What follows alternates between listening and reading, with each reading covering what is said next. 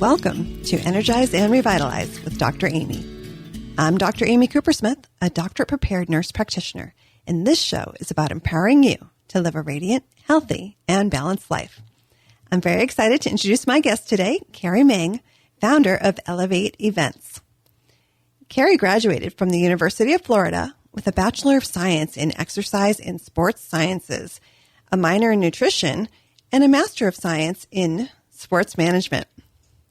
Carrie founded Elevate Events in 2012 and has held various race director positions for larger organizations like Ragnar and Color Run. She is currently the assistant race director for Western States, a 100-mile endurance event, and she is currently training to run that race herself. Welcome, and thanks for joining me today. Thanks, Dr. Amy. Thank you for having me. So, what inspired you to start an events company? Well, when I worked, my first job in Flagler County was at Fitness That's One. right. And we decided to put on a 5K event, partially on the property at Fitness One, and it was a fundraiser for the Flagler Free Clinic. And I loved putting on that race and the organization part of it and bringing runners together. And I thought a job race directing would be super fun. And it is, but much harder than I probably realized at the time. And so I ended up getting a job, as you mentioned, with the Ragnar Relay as a race director. And once I realized I was kind of at a bit of a limitation of growth with the company, being in Florida, and the company's based in Utah, and I really didn't want to leave Florida, that's when I decided to start my own event company here in Flagler County. And you've put on so many fun events over the years. And that's actually how we met initially, was at Fitness One. Yep. And I ran that race. That's right. It was the trail. Super fun. And you actually coordinated a few events for ladies, and that's kind of how I got my friend group. Was people, Super like-minded striders. people. That's yes. right. Yes. So what inspired you to become an endurance athlete? Oh, gosh, I don't know if anything inspired me per se. I was always pretty active in middle school, high school. My dad ran in cross country in high school. When he was in high school, I actually ran under the same coach that he did. So it just kind of became a part of my life. In college, I ran less when I wasn't part of a team, when I left high school and no longer had a team.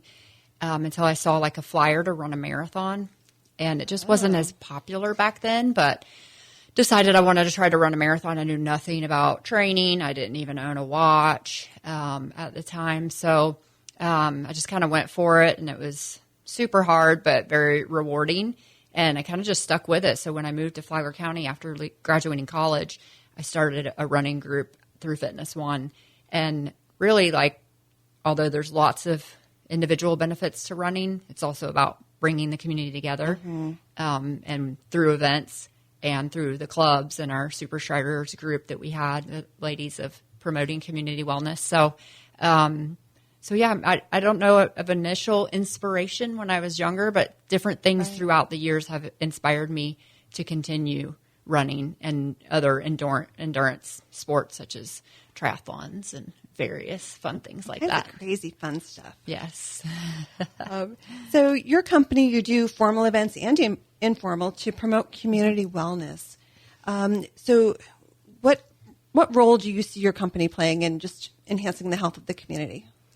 Yeah, so I try to approach the events as more of like a lifestyle adoption of being outdoors and being in nature and appreciating our trails in Flagler County. We have so many amazing trails, but also appreciating like Mother Earth as a whole and taking care of it, sustainability, things that come along with that. But making it fun, and especially for all the kids events that I do. Yes. We want them to have fun, or, they probably don't want to do it much more after that. But also challenging. And there's so many metaphors in these running events that they can carry over to life, pushing themselves, trying something new, getting out of their comfort zone, supporting their fellow runners, through sportsmanship. So when I had the idea to start the kids events, all of these things were taken into consideration of how you pack all of that in and also manage a bunch of kids on trails. And then also for adults, of course, my events started with adult events, and I still have those also. But it really comes down to community and feeling like we're doing something good for ourselves and for each other when we're out there together. Awesome. So your kids' event series is called Where the Wild Ones Run. That's right. Where'd that name come from? It just came to me one day, maybe 3 or 4 years ago. I have at Trail Fest, a different event that's not a kids event, I always have a free kids run that's part of it. And it would attract, 10 or so kids, and they would just come out and run half a mile. And I thought, there's nothing around that is only for kids. And it's a little bit of a play on that, the book series from our childhood. And I like the idea of being wild and kind of going back to our roots and letting kids be kids and running through the woods. There's not many other things that kind of make you feel free and wild than doing that and letting them get that energy out and being away from sidewalks and cars and roads. And it's just a totally different feeling running through the woods and on trails. So when I honestly don't remember the exact moment, but where the Wild Ones Run came into my head, I was like, oh, that's absolutely perfect. Like, I want to create a space for the wild ones to run wild through the woods. It's so important, I think, for their emotional development to get that energy out. Just our kids are so sedentary these days, and it just really affects their learning and behavior, of course, and their sleep and their growing and all of that. Absolutely. So, yeah. I agree with you wholeheartedly. And, that I know when we started Super Striders years ago, like kids' health and wellness was a big part of what we wanted to impact. So this is just a kind of continuation of that goal for me. And I know how running changed my life as a kid and how it has completely shaped my life professionally and personally. So I wanted to give back in that way. And it's such a great exposure for them because it's fun. It's not like go out and exercise, kids. It's like, hey, go play in the woods. That's right. And jump off rocks, step over roots, run in the dirt. Yes. It's just so much fun. I did that race one year with my grandson, and he had a great time. He was a little young, but he enjoyed it, and he got his little medal at the end and then had a donut because that's okay once in a while as a treat. Okay. Yep, that's right. Yes, we have as young as 3. And occasionally I've had a 2-year-old join us. So, so it's been, honestly, that 3 to 5 age group is my favorite age group. They run with so much joy.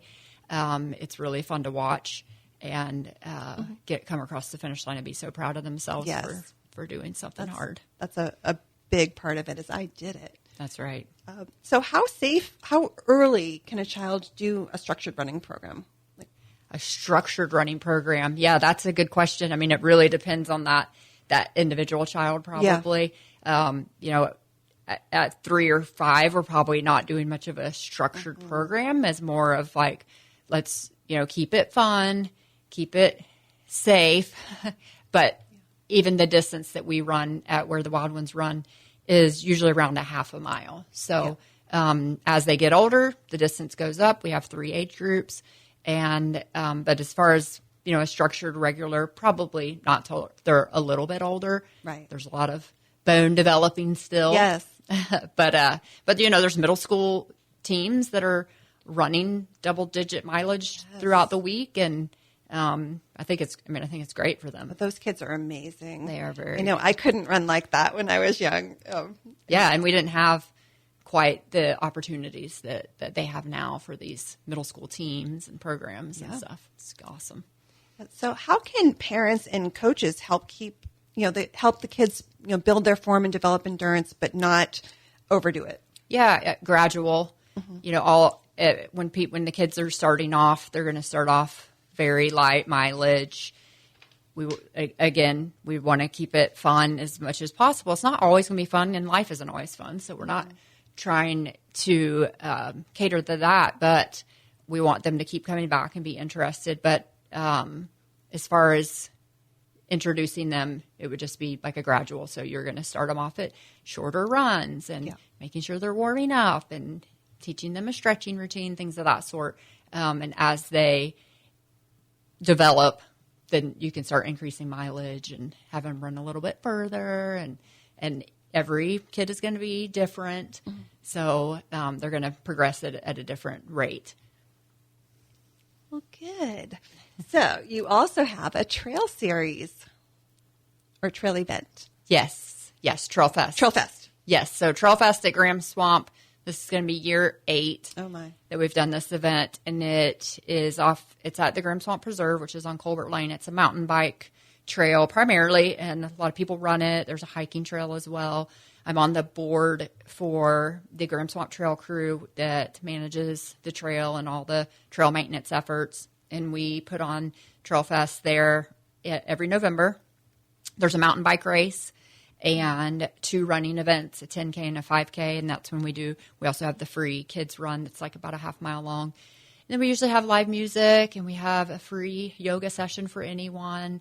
So it's a really just fun community festival event that helps raise money for the club and brings the community together in a place that we all love so much, and is a really nice challenge and something different. So many people, if they do run, are used to running on one of the many amazing paved paths we have in Flagler County, and this gives them the opportunity to run that mountain bike trail, which could be a little bit more challenging. Yes, but also more fun in my opinion. But it is fun, and there's a lot of research that shows being in nature is so important for our mental health. Absolutely, for staying grounded, and we have a really stressed out community.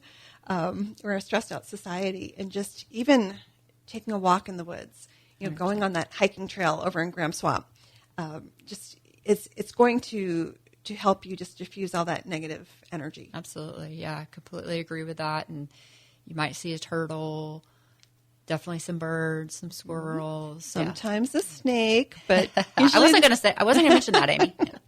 Usually they'll slither away. Yes. They don't bother you too much. And we've seen boar out there. Yeah, lots of wild boar, which is why the Graham Swamp Kids Race is called the Wild Boar Run. Yes. And they usually stick to themselves too, but they can be a little bit like, oh, there's a boar. Yeah, they're scared of us. So you've worked with runners of all ages. How do you give advice to a more mature athlete as we're all getting a little older? Sometimes we need to change things up a little bit. Yeah, I mean, I guess that depends on if they have been an athlete their whole lives or most of their lives. Somebody starting off older would probably have very similar advice to, one of the kids starting off is, take it easy at first. But as we get older, recovery is longer. And that's just the way it is, unfortunately. Yep. So paying way more attention to how you're recovering. I'm still running as many more miles than I was in my 30s, and I'm going to be 50 in a few years. So, but I am way more aware and cognizant of how I recover, and that's through nutrition, but also through sports massage, through foam roll, myofascial release. Sleeping is a huge one. So much of important. Our recovery happens during our sleep. So I'd say 100% for our mature athletes. I like the way you put that. So mature these days is recovery and making sure you're taking care of yourself so that you can continue to do those endurance sports that you love so much. You want to do. Yeah. All right. I'm going to have you hold that thought. We're going to pause for a moment for a commercial break from our sponsor. You're listening to Energize and Revitalize with Dr. Amy. Don't go anywhere. We'll be right back.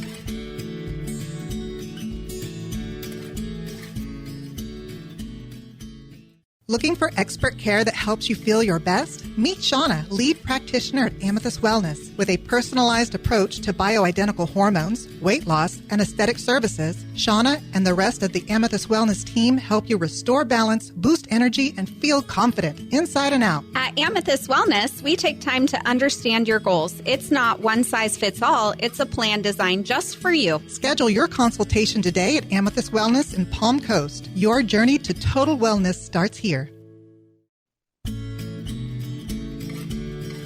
Welcome back to Energize and Revitalize with Dr. Amy. I'm Dr. Amy Coopersmith, and my guest today is Carrie Ming from Elevate Events. Before the break, we were talking about the importance of recovery and injury prevention. So you mentioned myofascial release. What is that? It's a technique that you can either do on yourself with the proper tools like foam rolling or myofascial release balls, but also through a therapist like a massage therapist, physical therapist. But basically the fascia and myo stands for muscle, but so the fascia that surrounds our muscle is releasing that in very rudimentary terms. But, we all get knots or tight or sore, especially from endurance events. So releasing that is helping your speed up recovery. So for instance, if I have like my hip, something in my hip is tight or my glute or what have you, like I'll make sure I tell my massage therapist and she's going to focus on that. And, or I'll focus on that when I'm foam rolling and, and there's lots of great videos on YouTube. Yes. That you can, watch to learn those techniques. But it's probably, in my opinion, like one of the number one helpful things in injury prevention when you're wanting, especially if you're pushing yourself athletically in different types of sports and running, which in your body because it's an impact sport. But yeah, lots of great videos out there to teach that. Yep. And a foam roller is like $20 on Amazon or Target. Oh, super easy to get. Yep. And it hurts a little bit, but it feels good later. Yes, It's absolutely. one of those things you should get through. And absolutely, if something's hurting, it feels kind of counterintuitive. If something hurts to press on it. But that actually does help it release so that you can recover. Yeah, that's a good way to put it. Yes, absolutely. That and lacrosse balls. And lacrosse balls, that would be considered like a myofascial tool. Yes. Using those very hard balls to get into spots to release. But yes, that's in my arsenal as well. Yes. So you are training to run the 100-mile race at Western States. Yes, I am. Yes, I started working for Western States just a few years ago. It's a 100-mile endurance running event in California. It's actually the oldest 100-miler in the U.S. It started 52 years ago. And when I got hired to work for them, it was probably the greatest turning point in my career. It's a pretty prestigious and iconic event. So to be hired as the assistant race director has been a huge honor and privilege. And I was offered a spot in the race. The spots are very hard to come by. There's only 369 spots and about 10,000 people that apply for it. Wow.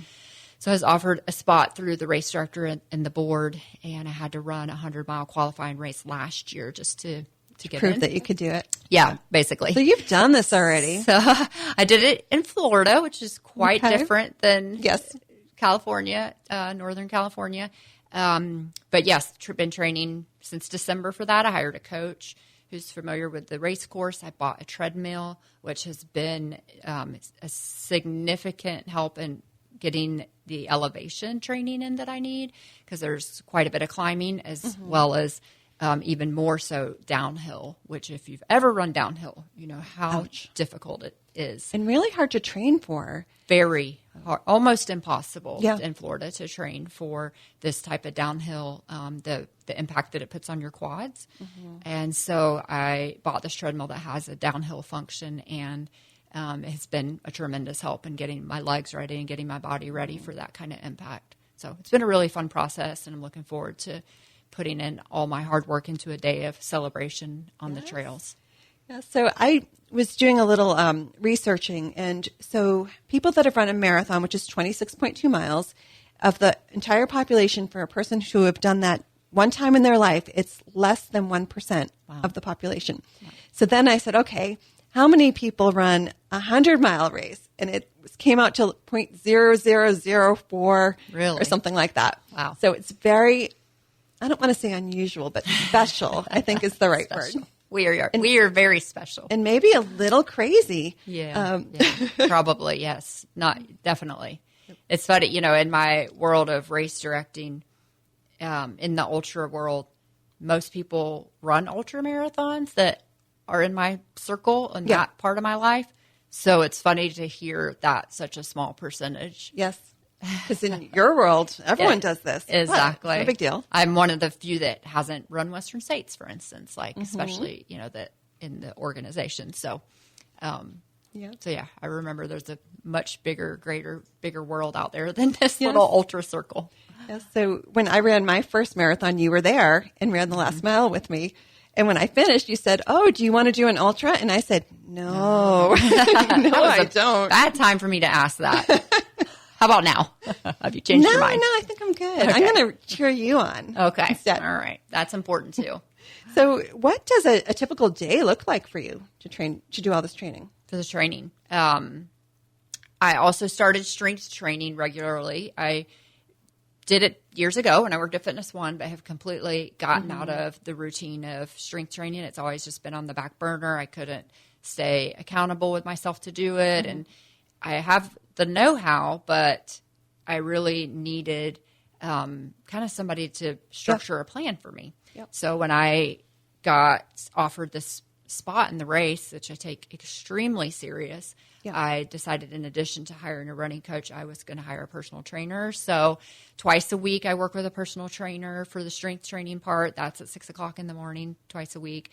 And then it usually involves running before and after. Except for the last couple weeks, my coach has had me start doing all my runs in the heat. So now I'm not running till 12, 1, 2, 3 o'clock in the afternoon because the race that I'm doing is very hot. Oh. And In heat California, training is a thing. That's too bad. Yeah, I know. Yes, it'll be in the mid 80s to potentially 90 for the race. So we are now working on heat training, which also includes me going to the sauna, which I've been doing as well. Okay.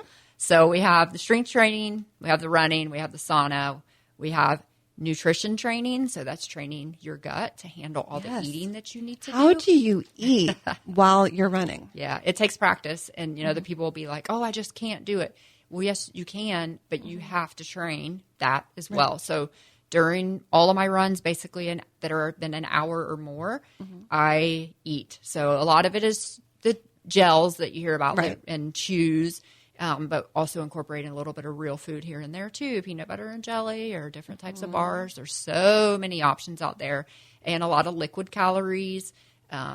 A lot of sodium. I had a sweat test done this year to make sure I'm taking in enough electrolytes. Very salty sweater. So, hyponatremia is a real concern for Life-threatening. Yeah, absolutely. And so I feel like I've done anything that I can control. I've tried to do for this training block. So, so a typical day, and then I usually am doing a cold plunge at some point that I have at my house. I converted a deep freezer to a cold plunge, so I'm doing that for anti-inflammation, and then I regularly see a massage therapist to stay injury. See, this is what happens when you get old and you still want to run far, is you have to do all these lot things. of stuff.